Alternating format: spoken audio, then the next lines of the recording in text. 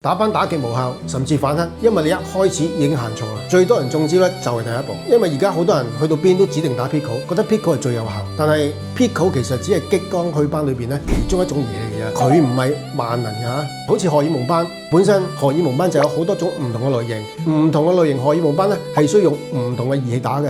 嗱，如果一部機真係可以通殺嘅話咧，嗱我哋就唔使入咁多部儀器啦。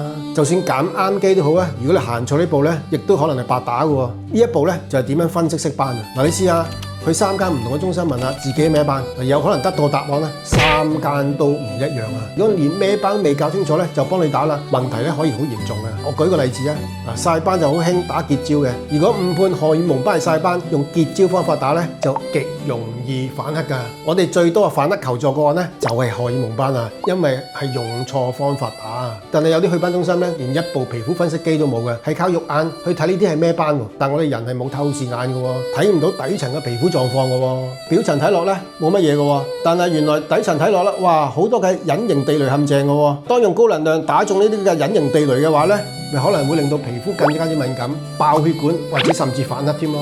打斑唔係怕最貴啊，係怕用錯方法。我整理咗一份防反黑攻略，教你點樣避開呢啲陷阱。留言反黑我就會發俾你。